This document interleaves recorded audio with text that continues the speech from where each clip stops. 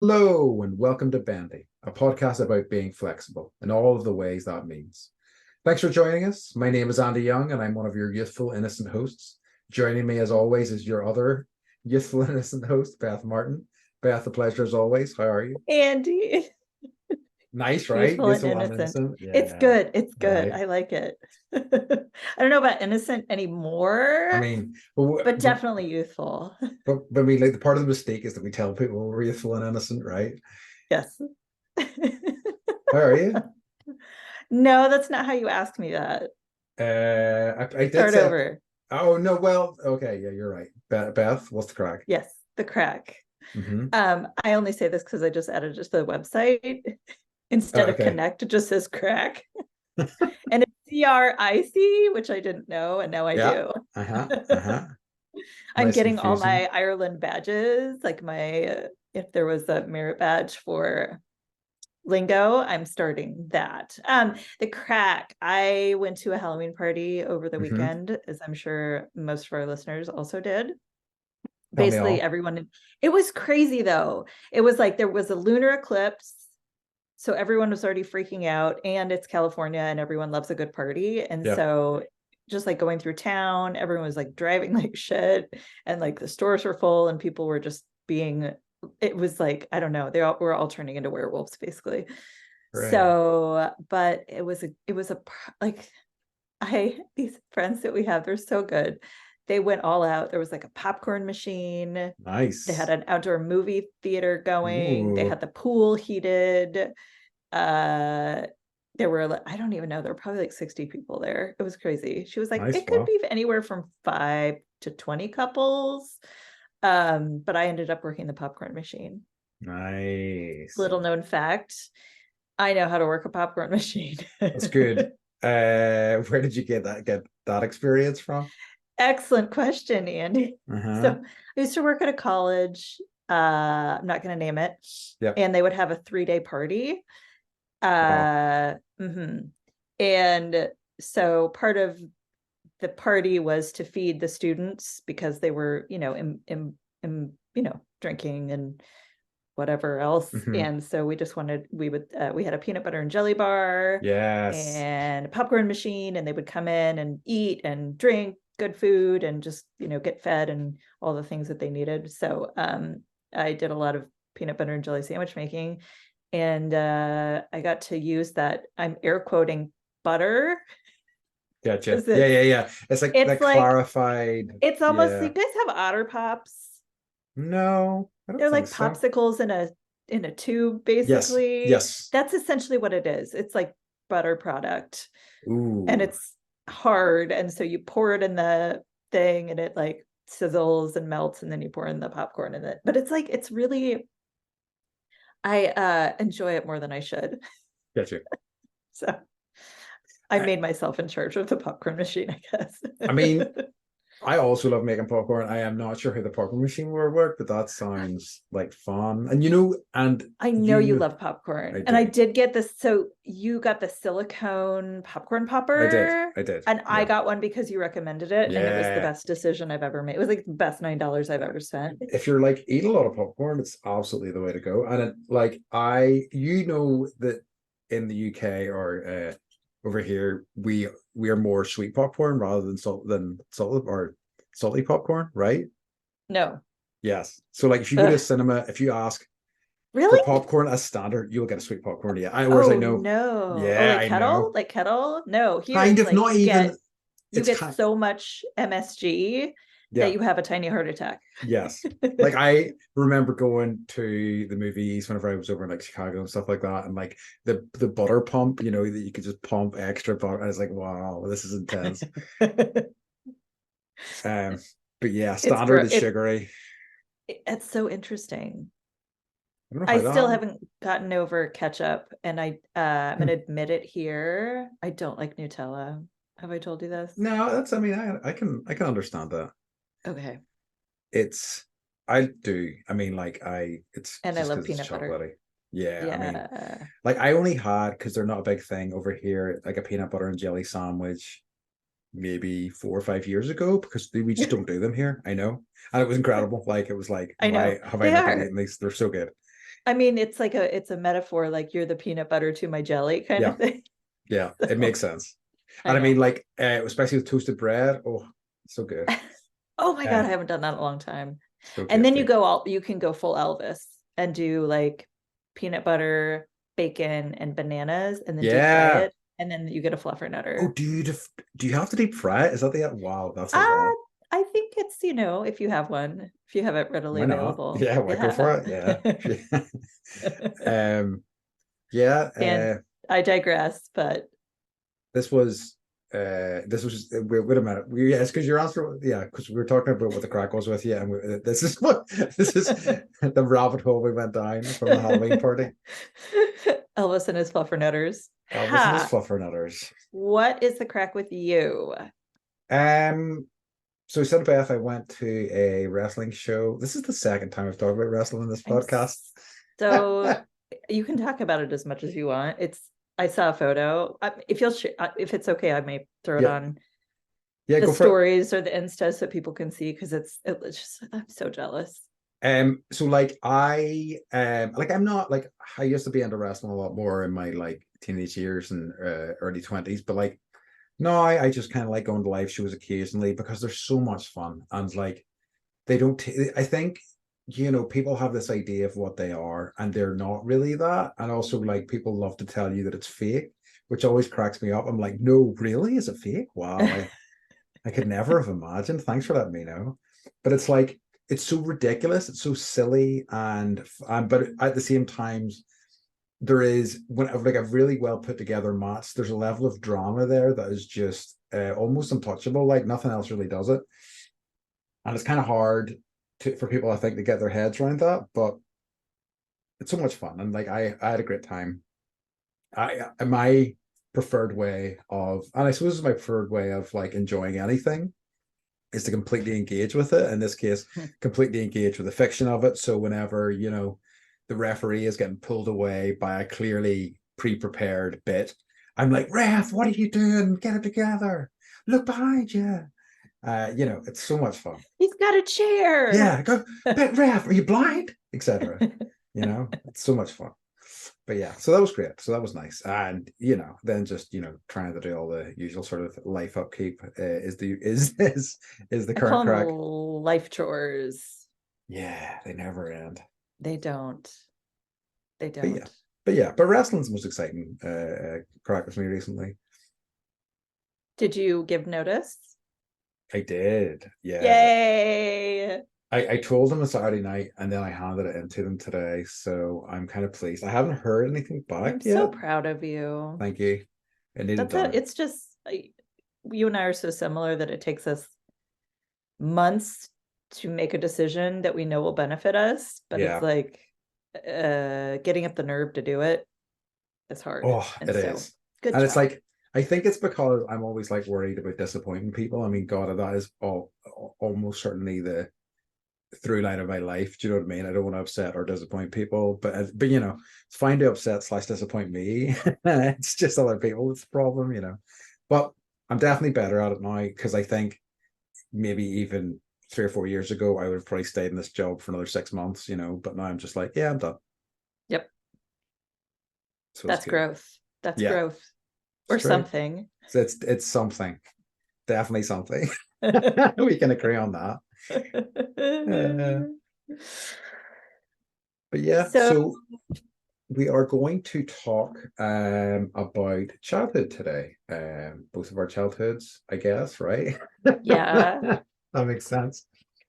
Um, so Beth, do you want to lead off? We're just going to do the same as usual. We're going to ask some questions of each other. Do you have any you Mhm. would like to lead off with? I have some fun ones and some Okay. not so fun ones. Mm-hmm. I like the But idea of both. I want to know what you were like as a child. Um, that's a good question. So, like, I think I told you recently, I might have even said it on pod that somebody had told who I walk whose dog I walk said they were happy that I was doing it because they knew me as a kid. They haven't seen me in properly in about 20 years, but they remember how kind I was then, and they were like, "This is the person I want looking after my dog," because I'll treat the dog with kindness, and that was really nice. So I think that's true. I was always very like much the same as I am now, emotional, sensitive. I was, bookish, I guess. I was always a keen reader I mean, partially because my mum used to read to me, and that really got, like gave me a love of books. So I started reading from a young age, and I would have really like was a voracious reader, still am. And very much one of those kids that was more interested in reading rather than socializing, etc. Again, not much has changed. I mean, I do love socializing, but I do love reading as well. And it's I think because, and that was probably true as true then. It's easy to read a book. It's easy to navigate reading a book. Easier than people, certainly anyway. Absolutely. But I think like I still had lots of friends. It's again the other story of my life in that I at a certain level reject all of that, but the reality actually is that I had a lot of people I was close with, so much the same, I would say, then, as the overall answer to that question. Mm-hmm. What about you? I think part of who I was as a child was sort of dictated by where I was, because we moved around between North Carolina and Kentucky. So I was dirty. Amazing. I remember like going 4 days without a bath. Did you ever read the Amelia Bedelia books? No, that name sounds familiar. I think I've heard it recently, but There was one, they're sort of like books, it's short stories to teach a lesson. And so okay. there's this, then I'm digressing into something I think is hilarious. So in the story, Amelia Bedelia is like the neighbor babysitter lady, and the parents are like, this is happening with my child. What the heck do I do? And so in the book, in the short story, the child won't take a bath. And so Amelia Bedelia says, don't let the child go as long as they want. So this child gets so dirty, it literally like it's got like a half inch of dirt on it. Okay. And then Okay. at night, Amelia tells the parents to plant seeds in the dirt on the child. And then, 7 days later, the child wakes up and all of a sudden, like there are things sprouting out of its body, and it gets in the bathtub and takes a bath.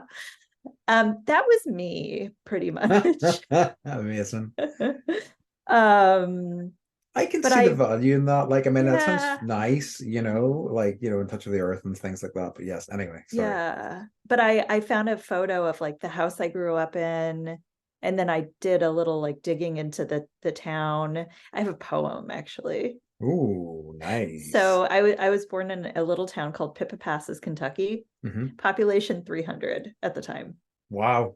And so it's named after a Robert Browning poem, and I'm going to read it to you. It's just a little snippet. It's called The Song from Pippa Passes.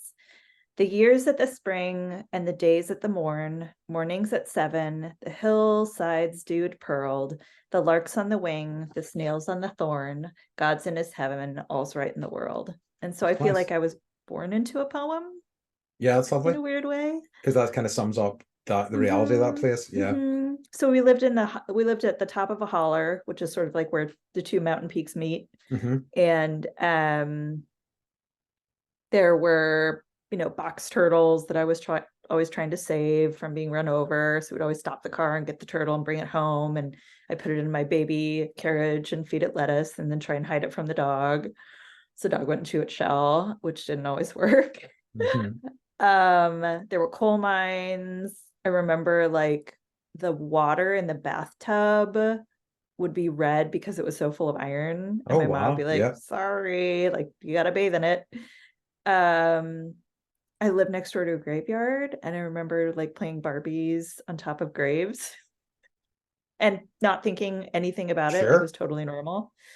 And then the other side of my upbringing, we were in North Carolina, so I was in the Outer Banks putting a hunk of chicken on a string and throwing it in to catch blue crabs and like netting it. Like the patience you would have to wait for a crab to walk over to a piece of chicken and then like start eating it enough that it doesn't want to let go. Wow, interesting. But it was like there was Nino's Pizza, and you'll think this is funny. There was a supermarket called Connor's Supermarket. Mm-hmm. Do you know our friend Claudia? Yes. From yoga? Yes. So that's her family's supermarket. It's No been there since way. like the 50s. Yeah. So I would go there shopping with my family and like buy all my Katie Kane and Archie comic books. Yeah, nice. But that was where like Blackbeard the pirate roamed, and it was very, we had a little rowboat, there were sunsets. So I was just like, I was kind of a wild outdoor kid. I sent you a picture and it was just like, that was the like windblown hair, never shoes, in a Care Bear shirt, usually. Most often I wasn't wearing pants. And I just remember being like a really happy kid. It's nice. Mm-hmm. And it's funny because like I feel like that's probably true of me as well. Like I feel like I remember being quite a happy kid, just enjoying things and not, I mean, certainly more happy-go-lucky than I am now, like not worrying as much about things, which was very nice.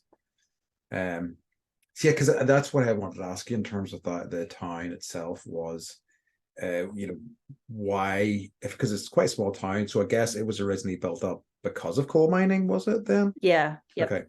Yep. And then Alice Lloyd was a woman that lived there, and she opened a tiny college. Okay.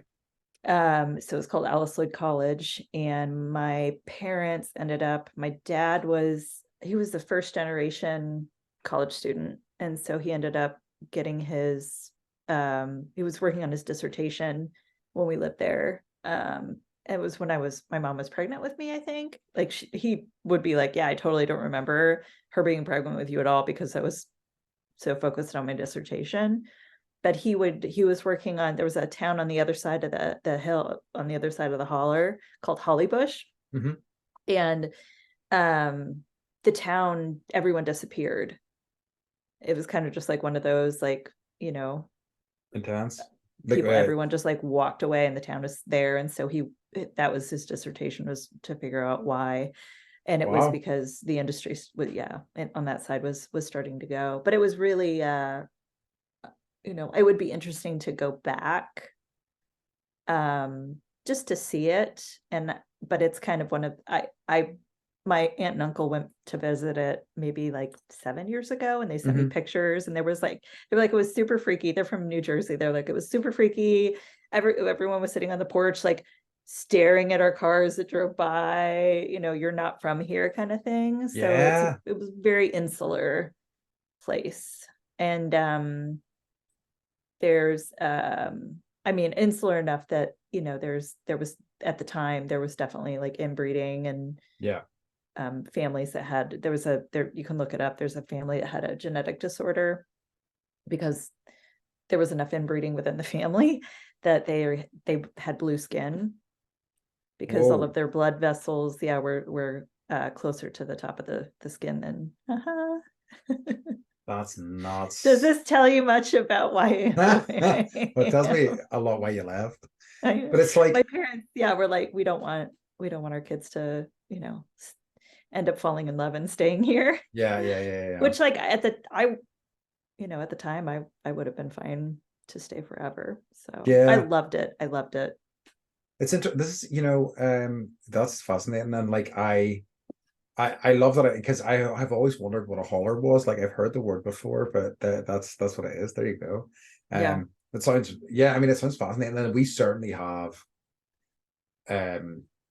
like communities that size. We have villages and places that size, but like because of how small we're never that far away from anything else. I mean, not to say that some of these communities aren't a wee bit, isolated and sort of, aren't super excited by strangers either. But I think, due to the scale we're talking about, that kind of gets ratcheted up to a level that, it's hard for me to get my head around anyway.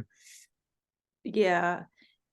And I'm not saying that's what all of Kentucky is like. No. That was just, the experience that I had in this very, very small area. And I haven't been back since 1988. So I'm sure things have changed. But the college is still there. Our house is torn down and they built a little highway over. So that will be a trip as well, just seeing that. Yeah, that's nuts. Yeah. That's awesome.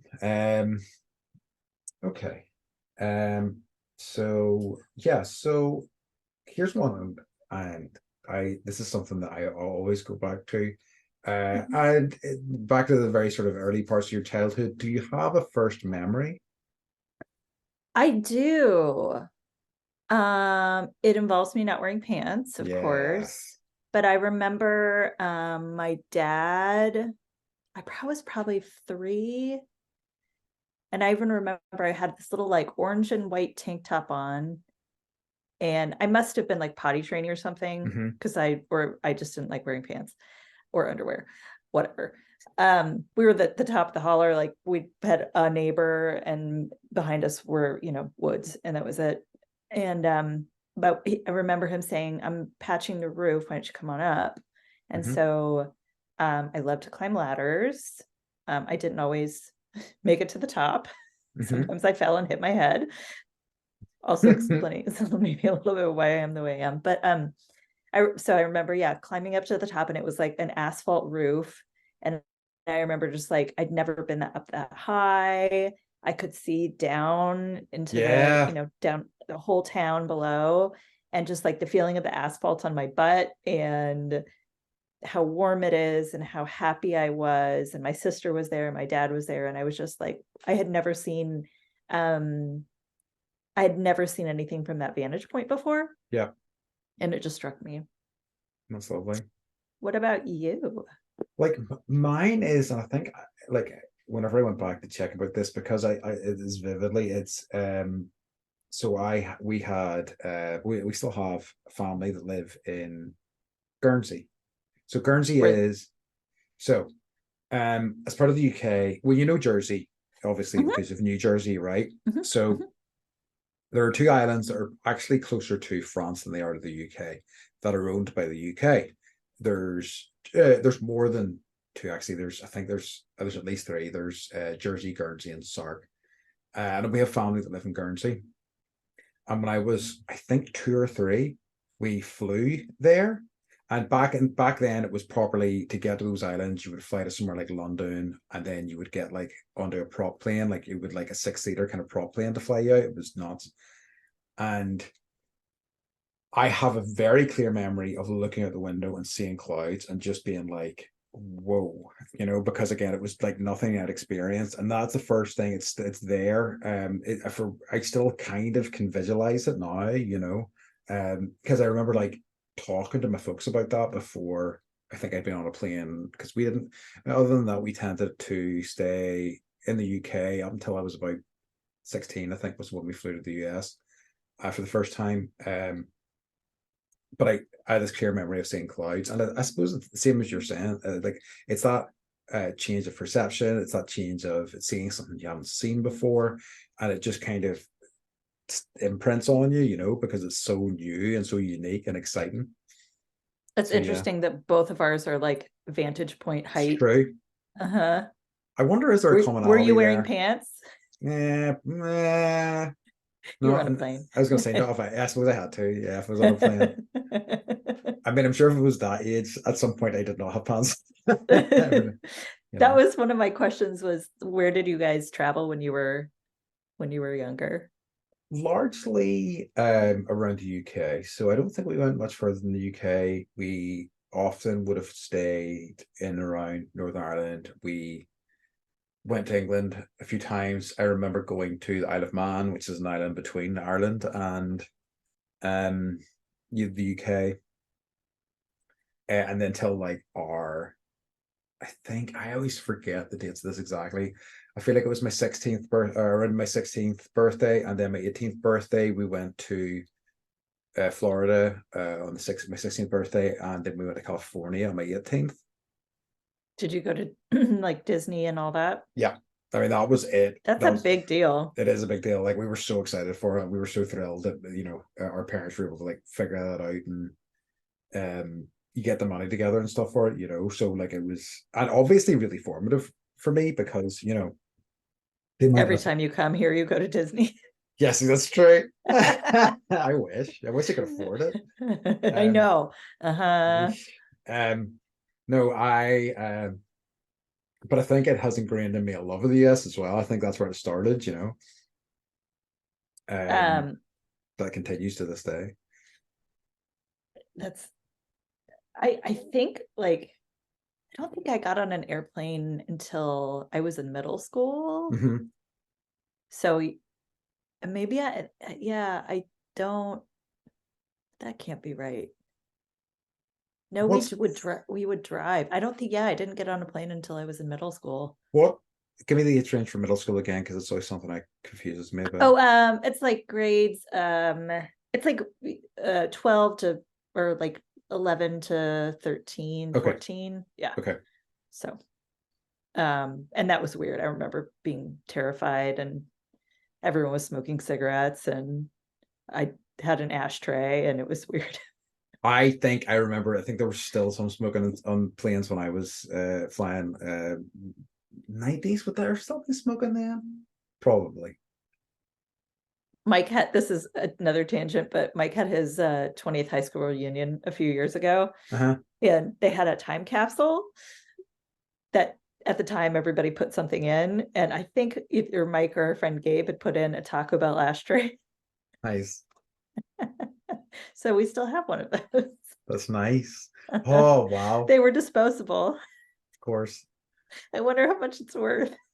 I could sell it on Probably. eBay. But like, here's the thing: like Taco Bell in particular has such a following, and I there know. was I can't even remember. There was some sort of like Taco Bell stuff that Target had when I was in California last time, but I was trying to get a Taco Bell t-shirt, but I wasn't able to. I was very disappointed. I'm sure you could look online. They have them. That's true. I'm sure I could I'm find my Taco I'm Bell t-shirt. hashtagging Taco Bell. Please sponsor us. Give us t-shirts. That's right. Okay, I have a question for you. Uh-huh. This is deep. Are you ready? Yeah, go for it. What is one of the greatest lessons that your parents taught you Ooh. that you've Um, carried forward from childhood? you know, I think that it's an interesting, so recently I was at a yoga retreat, and um as part of that I met one of my sister's friends who I'd never met before, but I'd heard about her. So, she knew my sister well, and she was talking about my sister and how because her friend has went through a lot of like medical stuff in recent years and has had a lot of hard time, a lot of hard times. And my sister has always been really great. Has always went to visit her, spent time with her, thought about her, and she was saying to Gail, it's amazing how kind of caring you are and how you look out for people. And then we got talking about how we're both kind of like that. It's, and because like I have, it's I think it's definitely my dad. Dad being dads, especially back then, was more emotionally cut off. But he is, he's very kind. He always looked out for us and supported us. But my mom, very emotional, very caring. You know, always went the extra mile, not just for us, but for other people and things like that. And I think my sister and I, we really saw that, and we took it to heart. And I think it has really become such a big component of our characters and who we are as people to this day. So I think that it's not, I don't think there's like, I can't remember any sort of, I suppose that is a lesson, right? But it's not a super obvious one, I guess. But I think that's the thing that comes to mind. What about you?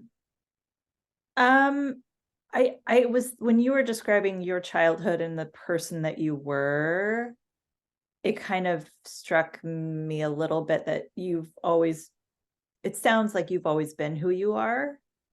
Yes. And that's sort of, I think that was, that's been my experience with myself, but it was also reinforced by my parents. Both my parents worked really hard, like I remember, them instilling this concept of like work and like work hard Yeah. and you got to earn, I would have to, if I wanted something, I'd have to split. Um, I want a camera. Okay, well, you pay half. I need a computer. Okay, you pay half. So it was always like I had to work towards the things that I wanted. Yes. Um, do what you love. Yep. That's huge. That's Yeah. important. So and really like putting your like immediate family first. Yeah. They did that. My dad was actually um he was my best friend. He was my hero. Yeah. And he was very confident with his masculine and feminine sides. I remember we were biking once and he's like, this seat, god damn it, Hmm. it's really hurting my ass. And he's like, can I borrow one of your pillows? And it was this fluffy heart pillow that had like Hmm. ruffles on it for my bed. And he put it on his bicycle and like he was like, didn't give a shit. He was like, okay, here we go. And like it's like fluttering behind him. And I was just cracking up. But he, I mean, he wouldn't necessarily like cry all the time. I remember maybe he cried 4 times in my whole life, Yeah. but he was very accessible emotionally and really was a steward of helping me be fine with who I was always, because he was always who he was. And he was a redhead, you know, in Kentucky with a New York accent. He never Yeah. fit in anywhere. I remember him saying he had a hard time, like his closest friends were his cousins, but he had a hard time in school. He ended up working at a soap factory and then decided that wasn't his future and he needed to go to college. And, that was not, again, like first generation. I don't think his cousins went to college. And so just this concept of like, yeah, work hard, education. Um, but I would say the biggest lesson was to tell the truth. Mm. And there were times I Yeah. didn't. Or my sister didn't. And, there were consequences to not telling the truth. And so I try as hard as I can. It's not always possible, but I try as hard as I can to really be a truthful person. Yeah. Yeah.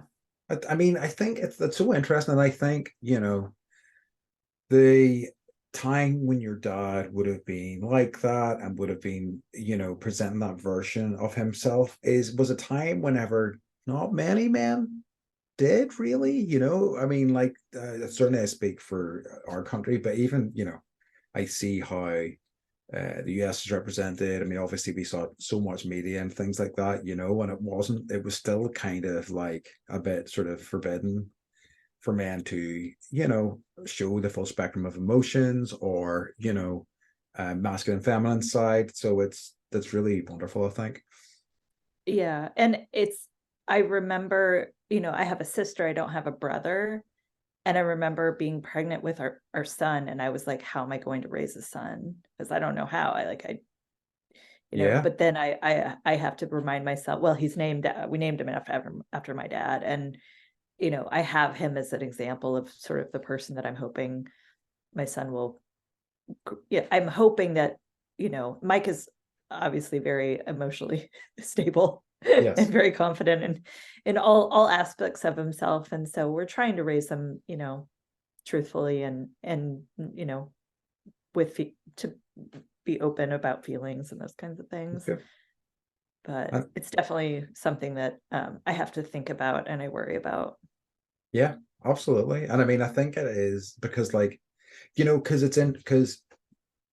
you said earlier that I was always the person, like, as Mhm. a kid was the person I've, all, or no, wait, how did you say it? You've always been the person that you are, or something. Yes, something along those lines. But Listeners, what did I say? yeah, rewind the tape, everyone, rewind the tape. Let us know. Um, but I think, what's interesting about that, well, not, interesting about that, is that, like, I think that I hit a point where I was like, well, I need to bury this down, like, I'm not normal. I'm not like other guys in that way. And I think I spent a chunk of my life really kind of burying that down. And, like, there's still elements of that I don't really know how to access, how to, like, engage with the world in that way. Um, And I think I I'm, think gradually getting there, but it's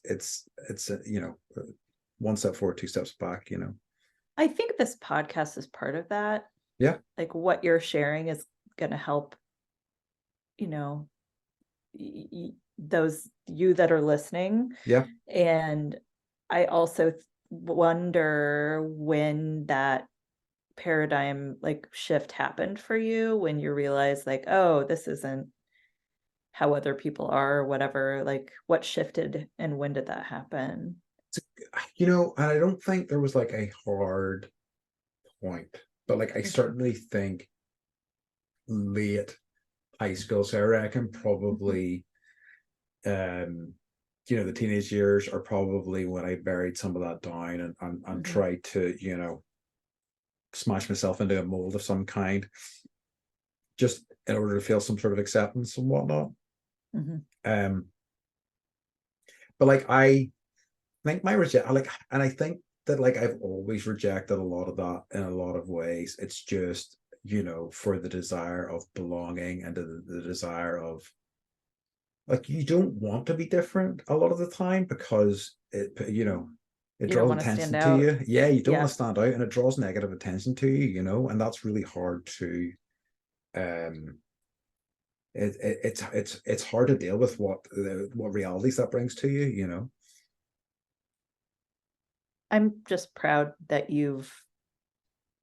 I feel like since I've known you, this has been, part of our conversation. Yeah. And I just feel like whatever muscle you're exercising, like bro, not really, but Real. like this emotional, availability or emotional realization that you're having, like you're working hard at it. Yeah. And I can see that you're like every day it's something that you're working hard at. And I Great. will say like you're definitely like the fact that you're doing this at all with me Yeah. shows that the steps are moving more forward than back Yeah, I think that's fair. for you. Thank you for saying that. I Yeah. think that's You're true. welcome. Thank you. You get a merit badge Yay. in emotional availability. Yeah. But like it's, as I say, it is, and I don't know. I think as well, and especially as a kid, you kind of want guidelines, right? Kind of want to know how to be in a way. And it's sad, I think, a lot. I think it's and I suppose, the way all our systems are set up in schools and things like that, it is about being a certain way. And I understand the value of schools, and I understand the need for them, and why they work at the way that they work. I just kind of wish there was more options, I guess. I wish there was other alternatives. It just feels like it's like I when I spend time with younger kids with like if I'm doing the pet therapy stuff, like especially the really young ones, like their imagination is so incredible, and the things that they say and the places that they go and like the leaps of creativity they can take are wonderful. And I feel like so much of systems in the West kind of just hammer that down. It's like, no, put that in a box, and it's such a shame, you know. I agree with that. I agree with that. But like yeah, I don't know what the answer is, because like, as I say, there's so many people, and I think an education is important too, but I don't know. Yeah, there's no right, well, there are right answers, but it's systemic Yeah. setups, that are holdovers from other generations, or that can, make those realizations, and experiences a lot harder to obtain. Right. And that's unfortunate. That's true. It's so true. Yeah. So I have a goofy one now. Okay. To bring it up. Do you have a goofy one? Do you have a goofy one? Oh yes, I know. So when you were a kid, what did you want to be when you grew up? Or what did you have in mind? I wanted to be a teacher. Oh, nice. Okay. Yeah, up until college. And I wanted to be a teacher, like from the time that didn't happen. it's an incredible, like, sort of sensible, realistic goal. Yeah, Whereas mine was stuntman slash astronaut. that's so cool. That's so cool. Yeah, I was really not imaginative when it came to that at all. I'm kind of disappointed in myself. I was watching No, some movie today and some kid was like, what do you want to be when you, where someone was like, what do you want to be? And he was like, I want to be a motorcycle rider. And I'm like, yeah. so simple, right? But I think that's such a boy thing. Is it something exciting and kind of woo, like and I mean, like, probably the astronaut thing was because I love sci-fi and stuff like that, but like Would you ever go to space now? um Oh, it's a good question. Like I guess my bigger issues with like space travel now are the amount of like fuel it would cost me for like my ego trip to go up into space. I don't think I need that. Just, in a penis shaped yes, rocket. exactly. I really don't. I mean, like, if there was some sort of sustainable solar rockets, okay, yeah, sure. Mhm. But like Mhm. that's what puts me off that these days more than anything. You don't want to be Uh, a space tourist. I don't want to be a space tourist. No, I don't want to be. Well, I do want to be William Shatner, but not for those reasons. Did you hear what he said? Did No, we talk about this already about what William Shatner said when he what went did he up in the say? Blue Horizon? Essentially, I wrote it down somewhere because it was so poignant. Basically, he got up into space and he had the biggest sense of grief he'd ever felt in his life because he realized that space is dead. It's silent.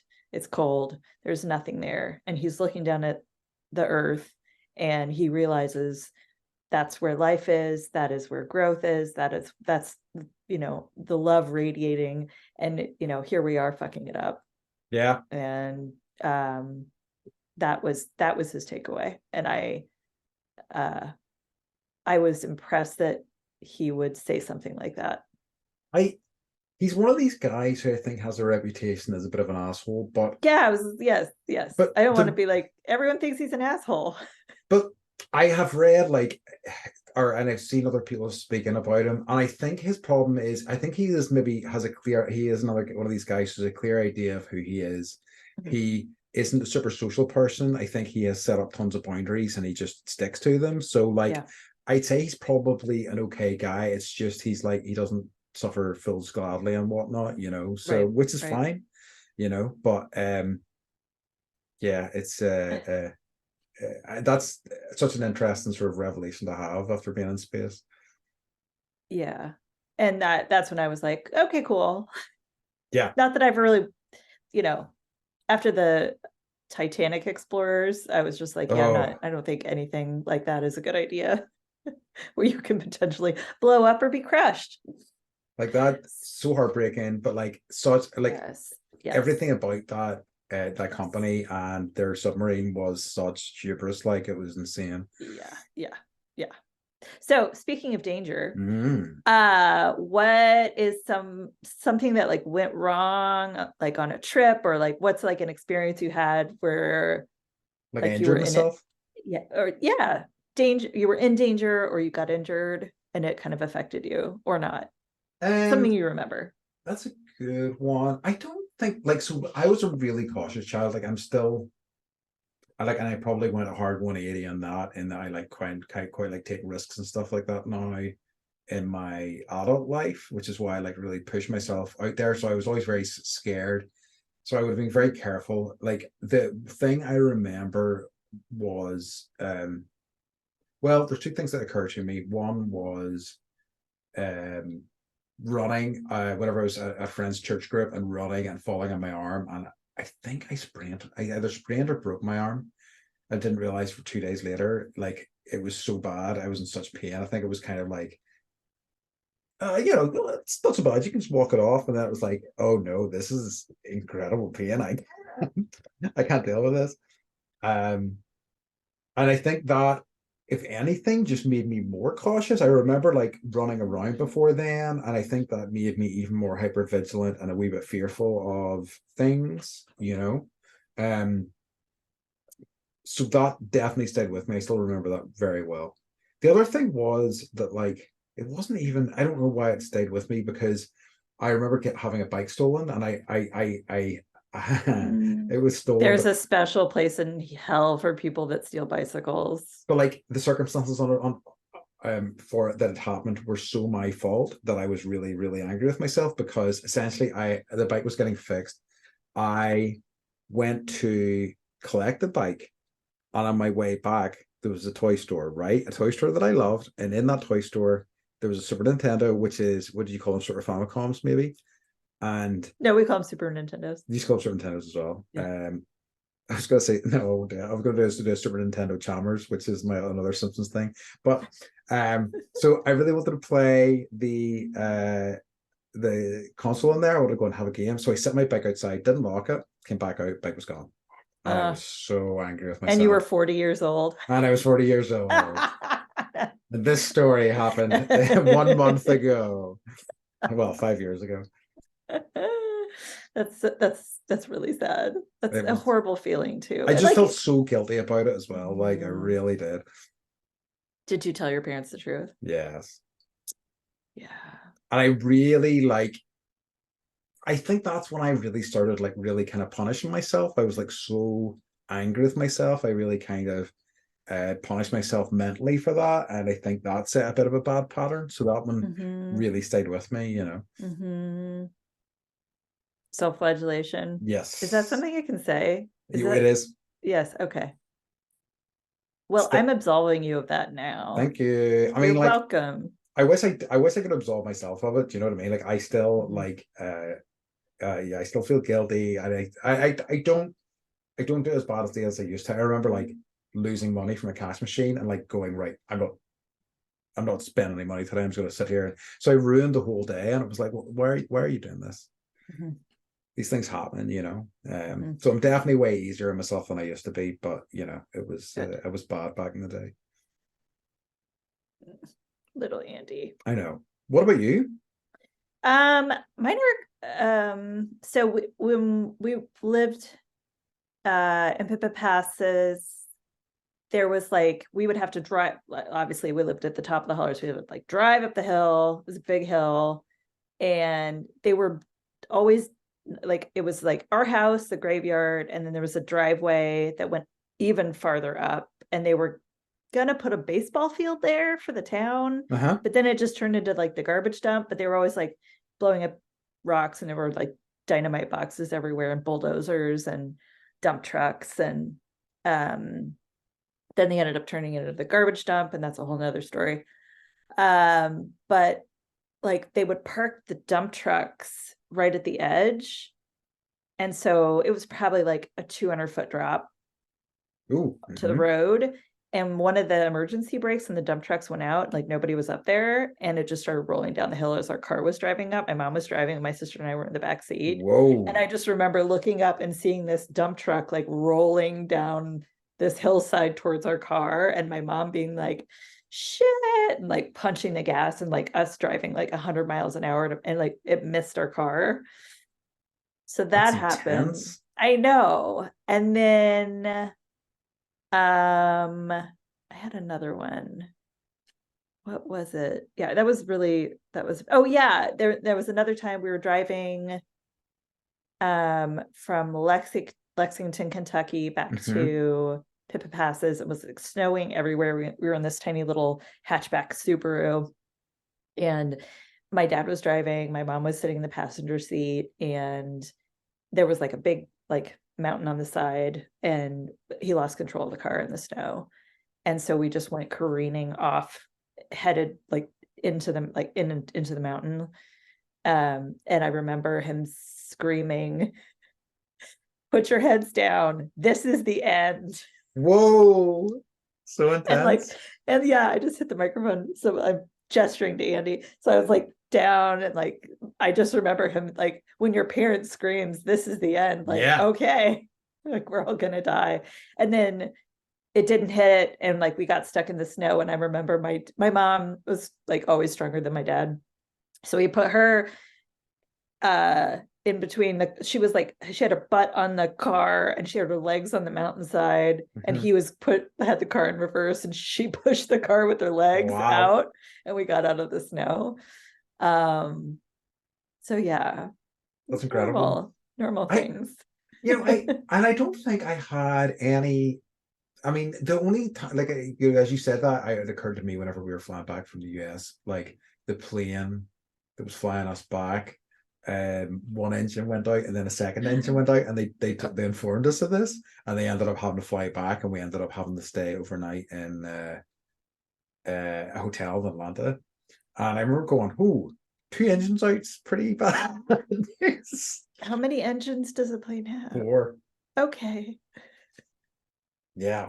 So that was kind of intense. But like, Wow. I can't remember like being in any, one of the good things are, weather-wise, it's so neutral here in terms of it doesn't get too hot, doesn't get too cold, so you don't have extreme weather conditions to deal with, which is I'm grateful for, which means that we escape some of that, you know.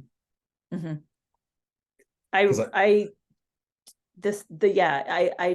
in Oregon we didn't get that. Well, yeah, I mean it's happening more often where we do get enough snow that you lose power for 5 days kind of stuff. So, but that's so intense. I remember, it snowing in Kentucky and it being like we would wake up and there would be like 2 feet of snow, and they'd be like, school's closed for 2 weeks.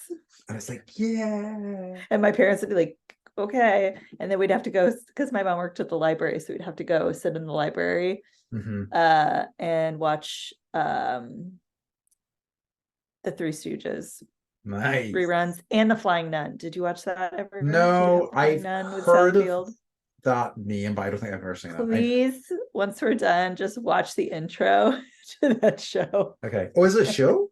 Yeah. Okay. Yeah. And she's a nun. She has this giant habit and she flies. Wow. I did not know that was Sally Field either. That's awesome.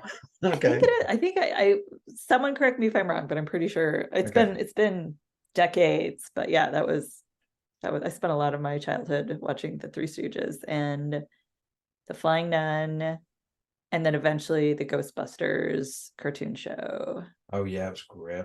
Which I loved. What was your most memorable holiday gift that you wanted so bad, or like you got it and you were like, or like so just to clarify, do you mean gift that I got while I was on holiday, or gift that I got somebody brought me back? Not holidays in like celebration of I see. I see. I don't want to assume. Sure. I know what holidays. Yes, not holiday vacation. Okay, so I have this is where USA versus Ireland. USA. So I have a very clear answer for that. I still remember so clearly, and this was back in because we moved house. I mean, in the same time, but we moved house about. Well, I think it was about 8 or 9. I think I can't remember exactly. So it was still in the old house. So I must have been like 6 or 7 or whatever. And I really wanted a Lego train set. And I remember coming down the stairs and they had built the Lego train set for me, and it was sitting there, it was built, and I was like, oh my god, like it was blew me away. I was thrilled. So I still have definitely my Lego train set more than anything else. I love Legos. I still build Legos. I just finished the Indiana Jones collection. Nice. Of the one the original Indiana Jones movie. Oh, was it like Raiders? So Raiders of the Lost Ark, yeah. So it's like the ball, it's like him trying to get to the I've seen that gold set. I built it. Very cool. I did a really good job. I'm gonna take photos of all the I am so into Legos. I just did the Batmobile from the original Batman with Michael Keaton, which we've talked about is the Batman. Indiana Jones. I did the typewriter. I did the Jurassic Park collector's one. Nice. And then I did the Screaming Goats one from Thor: Love and Thunder. Oh yes, yeah. It's nice. Which is any screaming animals or like noises out of place, like the honking of the horn in the movie Little Miss Sunshine. I just cracks me up. Okay. So do you want to know mine? Yes, I do want to know yours. So I was 2. 2. My sister got a Barbie for Christmas. Mm. And then it was no longer her Barbie. Wow. Literally, I would not let it out of my hands. I fell in love. I get Barbie's got issues around, I don't know. I just fell in love. Sure. There's a photo of me just like sitting at the bottom of the stairs, just like brushing Barbie's hair. My parents had to go out and get another Barbie for my sister because I would not, yeah. No, would not release it. Would not release it. So your sister's older than you? She's 4 years older than 4 me. years older. Yeah, okay. Nice. Wow. So it was not an appropriate toy for a two-year-old, but you're just like, what is this? I love it. It was mine. And I've never really had like such a visceral reaction. Probably ever in my life. Yeah. That's awesome. Yeah. I love it. Yeah, that's a good one. Yeah. And I think, isn't it? I suppose when you're a kid as well, it's just like getting stuff. Do you know what I mean? Like being the owner of these new things is just like, whoa. Yeah.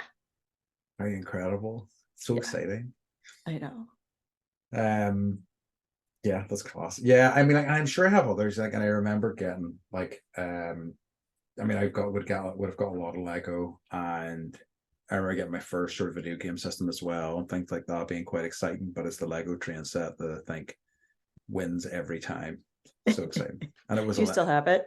I might do it. Like I still have, like, because I really got into the pirate Lego as a kid, so I have a lot of that. And there was a big box of it, I think, still in my parents' house. So there's a very good chance there's at least most of it there. Yeah. I kept all of probably like 20 of my Barbies and my Barbie wrecker van. And I like took the like it's, I don't know, it's 3 feet, 2.5, 3 feet. It's huge. And I was like, I don't care what gender of kids I have, they're gonna play with Barbies. Yeah. And so that became a thing, and I feel good about the fact that all that money my parents spent carried forward. Yeah, absolutely. Absolutely. It's a good thing about Legos. You know, they last and they continue on. Like I've got the whole stuff. Like I've got the I've got Jabba's Palace, the Sarlacc pit, and the sand. Oh, if I get this wrong, I'm gonna be in big trouble. Just the one's gonna Sand they're gonna get you. I don't know. I know that's wrong.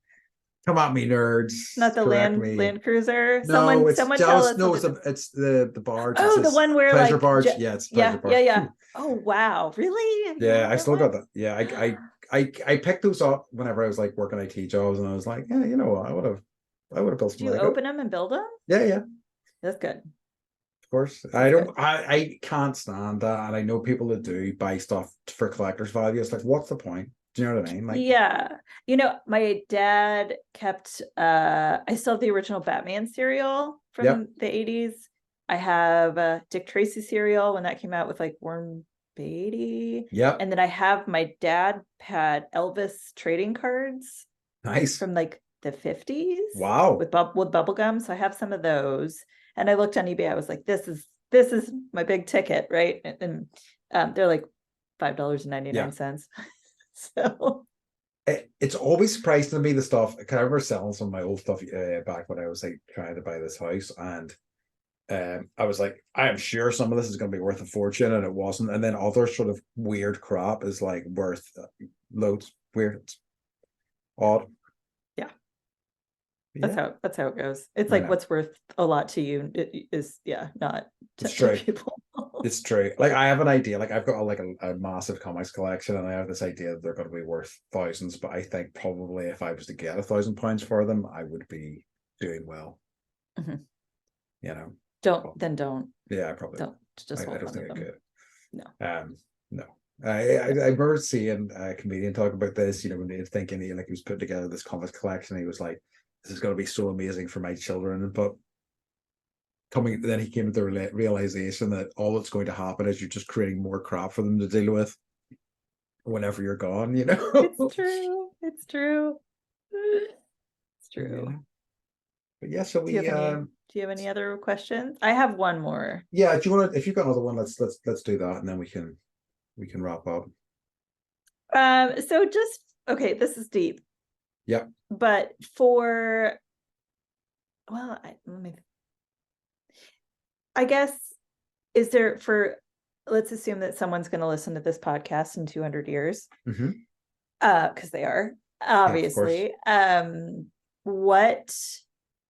What wisdom from your childhood do you want to pass on to other people? Andy. I think like it's just, treat people nicely always. And I also think that it's important to like this maybe is kind of obvious, but like listen to people and like actually hear what they're saying. And that may seem, as I say, like super obvious, but I really think that a lot of people don't do that. I think a lot of people sit quietly waiting for their turn to talk rather than actually listening. And I think that if we did listen a lot more and we understood what people were saying and we had like and we took the time to kind of process that, it would be better for everyone. So yeah, I think that's what I would say is just like listen to people properly and have time for them. That's wonderful. I would say like you are you. There's no one else like you on this planet. And I would say you have a place and you have a purpose and you matter. Yeah. So and embrace that. Do you know what I mean? And embrace how different you are from other people. It's please don't don't conform and don't try and fit the mold, because everybody else is doing that. And and it's getting old. And I'm like, now everyone looks exactly the same. Yeah. No, I love that. That's great. Awesome. Very good. So we also great. I do dog barking now. Can you pick out hearing that? Yeah, a little bit. Hi, okay. Sasha.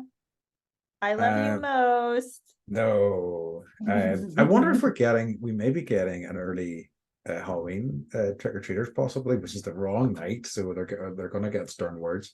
They're gonna get stern words. Yeah, I'm only joking. Obviously, I wouldn't get. I saw. Words. Oh, this is totally off topic, but I saw. It was someone posted that they've been putting a potato on top of their candy for years, and then some kid they hear, oh, I got a potato, and so they put another potato on top of the candy, and they become known as the potato house. I love it. And they're 99% of the time they choose potato. Quite interesting. I suppose that's the novelty. Yeah. So if they show up, give them a can of tomato soup. Okay, or can of beans. Like, here's my Lego train. Yeah, no, psych, you're not getting this. It's mine forever. Yeah, I heard a thing, and it was an American household that at Halloween just blasts music out of the house and has a big sign outside that says "Dance for your candy," and it just had loads of kids like giving it stacks outside the house. And I was like, what a lovely idea. But yeah, so we're coming to the end now. So Beth, the question that we both dread. Oh God, right. Okay, I'm gonna go first this week. You're gonna ask me, or am I gonna ask me? Okay. No, you can ask me.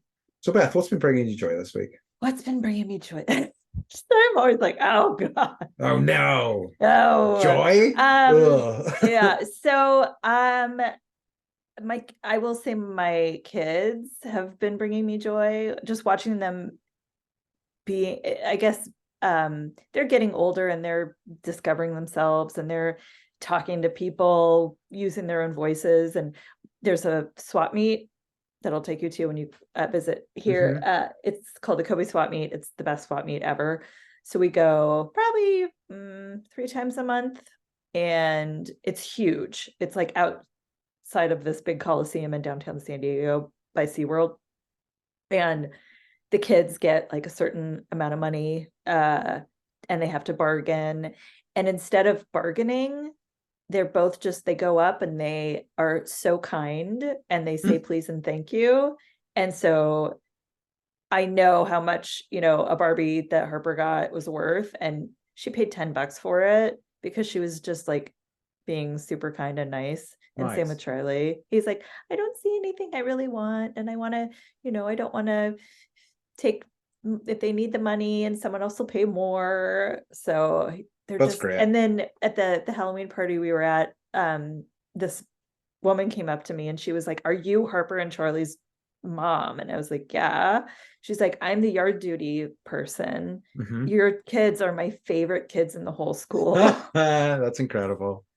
She's like, they're just so kind and so nice. And I just like, I don't, I'm recognizing a lot of times that I'm getting joy from just from other people. Yeah. And I'm really getting joy from seeing them have an impact on people around them.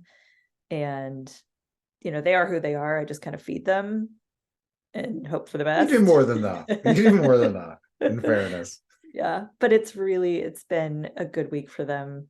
That's awesome. Just, watching them be good humans. So I'm like, that's the goal, just right? before you skip past it, that is to your credit. That is because of who you are and because of who Mike is. You know what I mean? That's why they are like that. So yeah, you're Thank awesome you. too. Well, what about you? What's bringing you joy this week? The thing that occurred to me, and I think I meant to do this last week, was that so the pet therapy stuff I do, I have a group of students who are like 16 to 18, the kind of older group. And so they're nearly out of high school. I've recently, and it was just like, oh, this is I'm on the inside. They were like, she was like, so I've got some goss for you, and I'm like, okay.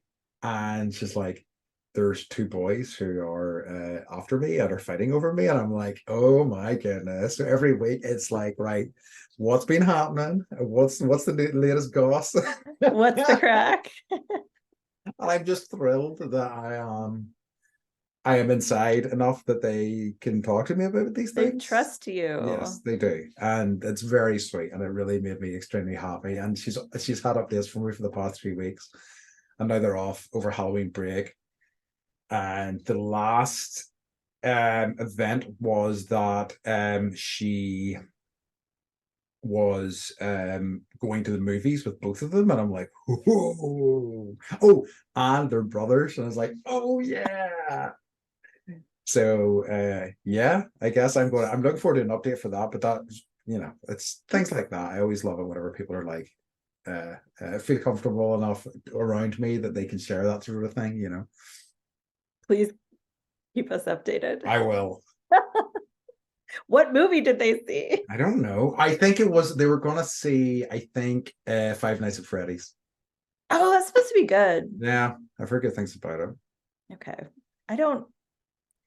I really prefer to watch movies in my house because I always have to pee. And I like eating food that doesn't cost like $50. It's just a different experience here, probably. It's like $150 to go to the movies. Yeah, so I understand. If you want like a drink and a snack, and then I don't need vibrating seats, Yeah. Yes. Oh God. Yeah, I haven't done that yet. I don't need a lounge chair with a toilet in it. Yeah. I think that I have done like it's pretty inexpensive for us these days, which is great. Like you can get like a cinema pass in my local cinema for like £10 a month, which is like $12, and see as many movies as you want, which is insane. That's so great. Yeah. So that's kind of that's not the financial model that is here. No, not at all. It's the so sorry, I have to back up. You guys get a break for Halloween? Mm-hmm. Mm. How many days? A week ordinarily, I think they get. Wow. Like, I mean, it's so crazy to me how much time off both the workforce and schools get in this country compared to America. Like, they get a half-term break of about a week. They get in the new year, they get a break for Easter, which is about, I think it's 2 weeks. There's another break before exams, I think, in June, and then we get 2 months off over summer. And you just get a month, don't you? We get, it's like so they get out in June and they go back at the end of August. June, July, August. Oh no, so that's like 2 months. 2.5 months.